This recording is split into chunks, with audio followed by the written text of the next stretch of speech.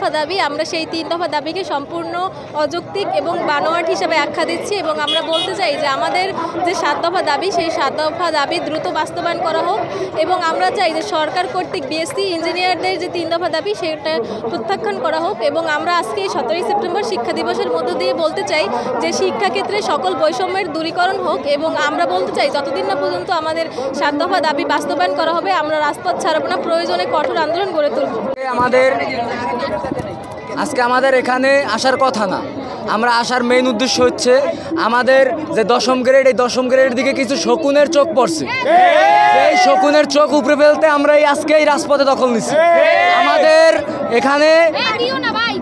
আমাদের এখানে যারা উপস্থিত আছে সবাই ডিপ্লোমা ডিগ্রিধারী, সবাই ডিপ্লোমা ইঞ্জিনিয়ারিং পড়তেছে, এমনকি পেশাজীবীরাও আছে। তো আমরা যদি তাদেরকে মোকাবেলা না করতে পারি তাহলে আমরা তো এখানে আসবো না, অবশ্যই তাদের মোকাবেলা করতে আসছি।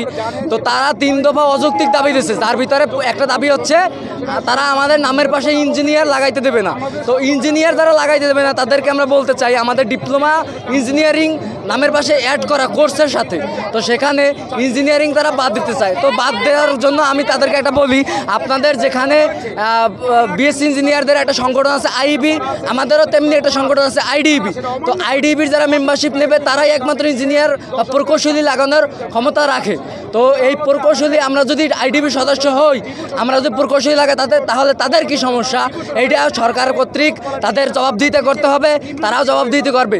আর হচ্ছে যে এই যে লিটু যে আর কি বিএসসি ইঞ্জিনিয়ারদের সমন্বয়ক দায়িত্ব পালন করতেছে, সে আমাদের আর কি যে তথাকথিত মেধাবী, সে আমাদেরকে বলতেছে যে ডিপ্লোমা ইঞ্জিনিয়ার যারা তাদেরকে রাস্তায় পেলে গুলি করে হত্যা করা হবে। তো আপনাদেরকে বলতে চাই বেশিবার বাইরের না, আমরা কিন্তু এখনো রাজপথে আছি। ডিপ্লোমা ইঞ্জিনিয়াররা যদি রাজপথে থাকে আপনাদের কোনো অপশক্তির আমাদের দাবাই রাখতে পারবে না।